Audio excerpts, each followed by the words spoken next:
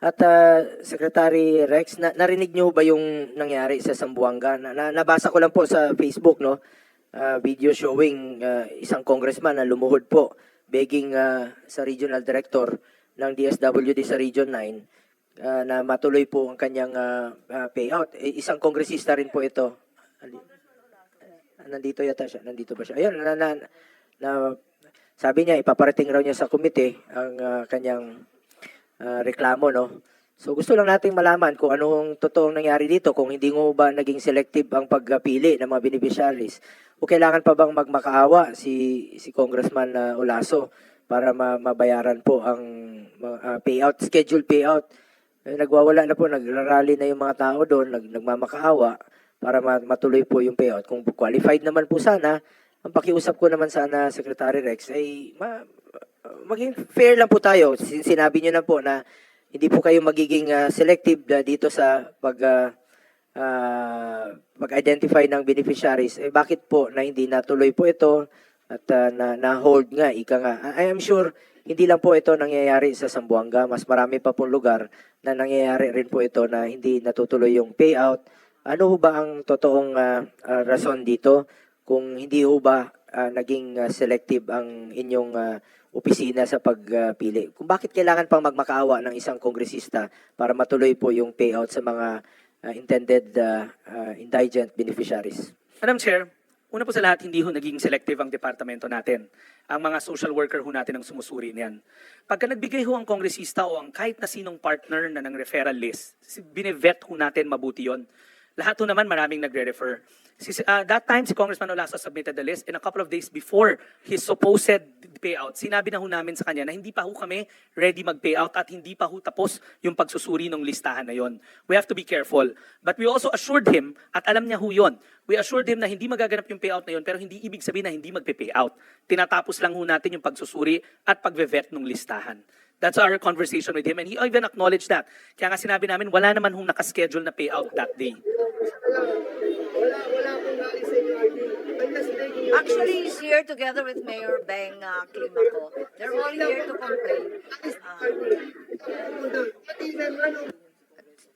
At saka hindi naman na hindi alam naman natin na hindi lang ang yan ang kauna-unahang pagkakataon na nangyari yan. Marami ring nahinto ng payout sa Surigao del Norte. Nangyari na rin yan sa North Cotabato. Marami na talagang ginagawang ganyan ang DSWD. Huwag naman kayo sasama sa politika. Wala pa eleksyon. Mas Sir, no. politiko pa kayo kesa sa amin. Madam Chair, no, we told Congressman Olaso ahead of time na hindi ho matutuloy yung payout kasi hindi pa ho kami tapos dun sa pag-vet ng listahan ho niya. Ito pa, Sec Rex, no? I'm sure, galing po kayo sa political family. Kapatid mo, tumatakbo. Fortunately, wala naman sigurong kalaban. Hindi ka ba naging selective sa pagpili ng pagbibigyan mo ng mga ayuda, no? Halimbawa, Quezon City, hindi ka ba naging selective sa pagbibigay ng AIC sa mga officials doon sa pag-identify nila? Alam mo, Secretary Rex, alam mo, bilog naman ang mundo. What if ikaw na yung kandidato pagdating sa 2028? And I'm sure darating naman yung puntong gano'n, no, na magiging kandidato ka muli kasi you belong to a political family. At alam niyo naman nung panahon ni dating Pangulong Duterte, ang Valenzuela ay kung ano mga pangangailangan doon sa inyong ospital, sa inyong dalawang ospital, sa mga indigents doon, when you were still the mayor, nagkapalitan na lang kayo ng iyong kapatid, ay binibigay talaga what is due, especially doon sa mga indigents. Yung talagang mga kababayan nating mahihirap po. Matagal na rin po kayo sa local government. Alam nyo naman po yung sino talaga yung deserving at nangangailangan. Yun lang po ang pakiusap ko sana. Hindi po ito maging selective kayo sa inyong posisyon at hindi po ito, gaya ng sinabi ni Madam Chair, Senator Amy, na hindi po ito magagamit sa politika. Dahil tandaan po natin, darating rin po ang panahon na maaaring kayo rin po ay maging kandidato at kung ano bang mararamdaman nyo na magkakaroon po ng selective yung agencies tapos ikaw hindi ka pagbibigyan. Eh, ang atin dito sana po ay maging pantay-pantay po ang ating trato at wag ho ito magamit. Napakalagang opisina po ito, itong DSWD, at hindi po dapat magamit ito sa politika. Dahil wag niyo pong pagsamantalahan ang kahinaan po ng mga kababayan nating mahirap. Naghihirap na nga, magmamakaawa pa sila para matanggap nila yung ayuda mula sa gobyerno. Tandaan natin, hindi nyo po pera yan, hindi natin pera yan, pera po ng taong bayan yan at dapat po ibalik sa kanila. Yun lang po ang pakiusap ko for the end time po sa inyo, Secretary Rex. Sana maging pantay-pantay po ang inyong pagtrato dito. At sana pakinggan na lang po natin, nandito naman siguro si Congressman Olaso. Pakinggan natin ang kanyang hinaing kung ano talaga yung totoong nangyari since meron naman tayong hearing. Dito po. Yeah. Bigyan natin ng due courtesy. Bago mapunta doon na Senator Bong, kasi mahabang diskusyon yan, hayaan na natin si Secretary at si Congressman Olaso. Maalala ko lang, may update ba tungkol sa investigasyon na ipinangako ng DSWD tungkol kay VP Sara na sinasabi ng ating VP na tinatanggihan lagi ng DSWD ang kanyang mga request para bigyan ng financial assistance. Kapag raw nanggaling sa OVP, hindi naman pinapagbigyan, kaya't napipilitan rin sila sa OVP na magbigay ng tulong sa mga nangangailangan. Madam Chair, lalahatin ko na ho. Una, hindi ho pinagsasamantala ng DSWD yung pondo ng DSWD para sa taong bayan ho yan. We agree with that. Number two, as we speak right now, lahat ng tanggapan namin nakabukas. Araw-araw may mga lumalapit at araw-araw ina-assess yan ng ating mga social worker. Pagdating mo doon sa investigation na yon, Madam Chair, Kasi pinangako yes, Madam yan Chair, ni and I will Secretary report. na magkakaroon ng investigasyon tungkol sa mga request ni VP na lagi na lang tinatanggihan. Madam Chair, I'll report now. Madam Chair, with me is Assistant Secretary Ulysses Aguilar. He's the one that handles the referrals from the Office of the Vice President. Agad-agad, kinausap niya yung handling officer sa kabila, si Director Norman. Okay. If Director Norman, kasi ASEC Yuli will gladly give the text exchange of text messages. Kasi tinanong namin sa kanya ano ba yung issue para alam namin ano yung titignan. In fact, ang sabi niya, wala rin ho siyang alam kasi lahat naman ng referral daw namin nila, malugod naming tinatanggap. We can furnish you the screenshots, Madam Chair, but we have to ask permission of Director Norman if he will also consent. But the screenshot of their exchange is there kasi tinignan namin, we wanted to know kung alin. That's why ASEC Yuli came into the picture. We asked Director Norman na normally nagre-refer. So we will gladly show you the exchange of messages. Yes, kung maaari lamang para matapos Tama, na Madam Chair. yung usapin na yan Madam Chair. dahil parating inuulit-ulit. Yeah, Madam Chair, and also if I can also add, we'll also submit to the committee a copy of a plaque that we just received middle part of this year from the OVP saying that we're a valued partner, that we would always help the referrals. Meron din ho kaming parangal ho doon and we'll gladly submit it to the committee as well. Yes, if we could put that on record, that Yes. would put the matter at rest and we can be Yes, clarified Madam Chair, on we will have to the seek concern. the permission lang of Director Norman kasi it's a private Okay. exchange between the two of them. But Yes. on our side, we will gladly furnish you the screenshot, Yes. provided that Director Norman will also agree because of data Thank privacy. you very much, Secretary. We'd be very grateful for the update. In the meantime, if you could be very brief, Congressman Senator Tolentino has just arrived. We're trying to wind down the hearing, having already requested specific documents, including documents required by Senator Francis Tolentino. I think the issue concerning Congressman Olaso was raised. The Secretary has stated, Congressman Olaso, you can sit, but if you could be very, very brief, because Secretary Rex has already said that he had told you beforehand that the payout Director, was Madam Chair, not, the regional director had informed you beforehand that the payout could not occur because the list had not been verified. And of course, you went on media and said otherwise. Madam Senator, permission to speak. Congressman Kim Lasso from the First District of Zamboanga City. Ma'am, that is negative, ma'am. Hindi po totoo. We were already scheduled, ma'am. Yung payout namin scheduled on the 12th, on the 11th. Unfortunately, Secretary, after the filing of my candidacy for mayor last Tuesday, October 8, the following day, Wednesday afternoon, I received a call from DSWD telling me na hindi naman tutuloy yung payout. Sabi ko, bakit? Ano nangyari? Sir, pinahinto sa taas. Sabi ko, bakit? Hindi pwede Madalas kasi... naman nangyayari yan sa amin lahat eh. Yes. Sabi ko, if that would be the thing, sabi ko nga, dapat give me a written letter. At least I can show that to the people na pinahinto sa taas. But the point of view there, walang written letter. And even the regional director, nag-text sa akin, sabi niya, sir, ayaw kong maipit. So sabi ko, I cannot stop the payout not unless you'll give me a written letter. Wala pong galing black and white from the SWD. That's my basically point of view. And until now, I met the regional director last Friday. Sinabi ko, ano nangyari? Sabi niya, wala talaga. Sabi ko, please come here, nandito sa payout. Pumunta kayo dito. Wala namang pumunta. So, pumunta yung staff niya, pero hindi pumunta si RD. But pumunta doon, sinabi lang sa amin, stop yung payout. Ganun lang. But then after that, Madam Chair, sabi ko, I have to go and clarify with the regional director, ano ba talaga? At least he has to explain it to the people of Zamboanga City. Hindi pwede na lang na stop yung payout, walang dahilan. But basically, let us not drag things into, nung nag-file lang ako, kinansel lahat ng pondo ko. Sabi ko, wag naman sana daw, ganun kasi itong pera na to, binibigay sa mga Pilipino, hindi to pera ng mga magulang nila. Pera to ng taong bayan. This is taxpayers' money. So I really stand for it.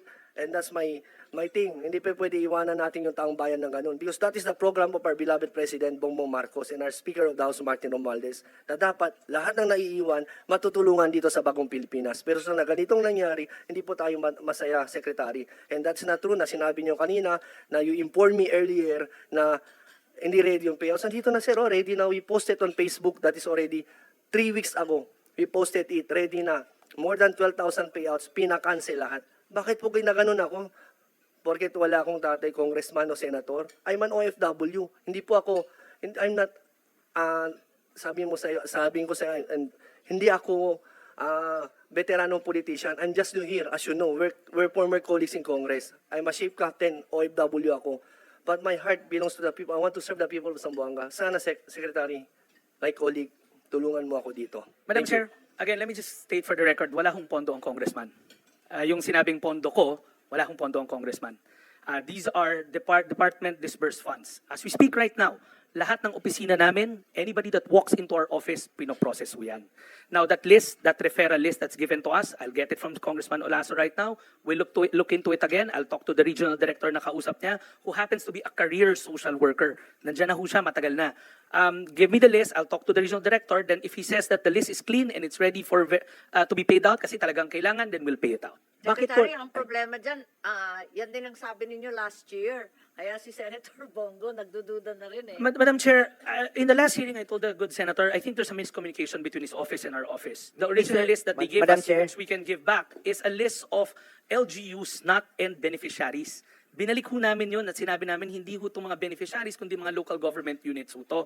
Kung pwede ho kami bigyan ng direct referrals. Meron na ho silang mga social worker naman po na mga qualified. Sabi ko lang naman sa inyo, pag qualified po yung beneficiaries, balikan nyo po. Hindi naman siguro kailangan umabot ng 1 taon para balikan po sila. Pwede naman yan 1 week. Tingnan nyo kung, alam nyo, Mr. Secretary, kung gustuhin mo talaga kaya nyo nga magtipon-tipon ng mga pagpupulong dyan, namimigay kayo ng ayuda, billion-billion in 1 week. Kaya nyo, sigurado ba kayong mga mahirap to mga to na tinatawag ninyo, billion-billion is isang sa isang lugar. Bang disaster, kaya nyung mag-validate ng ito, ito iba, yung mabalikan. Ito ko, na maging selective kayo. Ito na sa kanyo ni Congressman Olaso, yung mga beneficiaries sa Zamboanga. At alam mo naman kasi dati ka rin pong naging kongresista. Nagkataon lang po, Mr. Secretary, nung naging congressman ka, naging mayor ka, ng Valenzuela, sa panahon ng dating Pangulong Duterte, sa panahon namin noon, ang lahat po ng mga pangailangan ng mga mahirap niyo doon, binibigay po sa inyo. Kung hindi kayo binibigay sa inyo, kabaliktaran po, makawa, pinagalan, pinapagapan pa, abutan pa lang isang, meron po akong next question. Kung sabi na, ito na ano ba rason kung bakit hindi natuloy yung sa lugar niya. Meron tanong po sa inyo, Mr. Secretary, wala ho bang nagpapahulog sa inyo na ibang lugar na natanggigan kasi kalaban ito ng isang politiko? Wala ho bang record lang po, nagandang po ang ating mga kababayan and dito.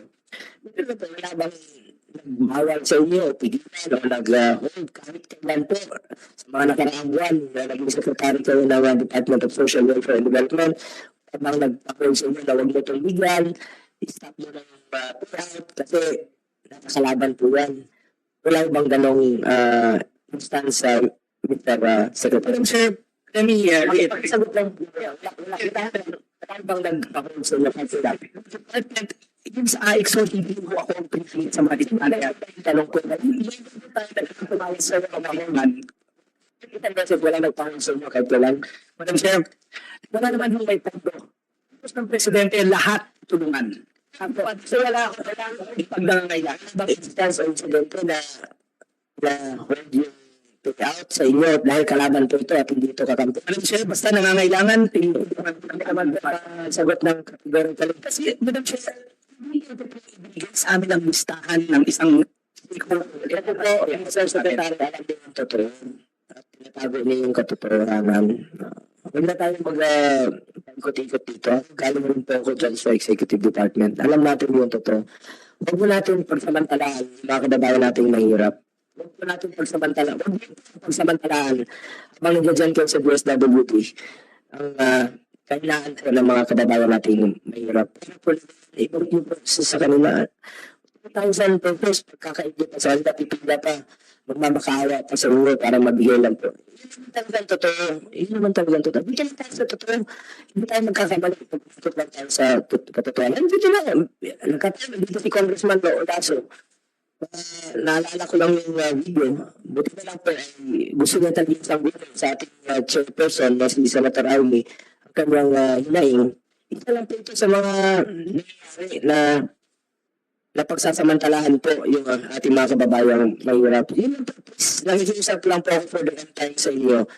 Punta na po, parating na po ang eleksyon. Sana po hindi po ito magamit itong mga ayuda sa politika. Kaya naman po ang Pilipinas. Sana po hindi tayo maging ayuda nation na umaasa na lang po sa ayuda para manalo po isang politiko. Sana naman po ipipili natin sa halalan na yung talagang nagsiservisyo at totoong nagmamahal at tumamalasakit sa ating kapwa Pilipino.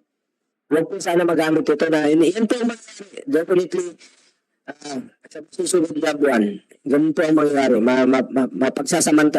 Napapagsamantalahan po dahil meron may pabor at meron pong hindi nabibigyan po ng pabor.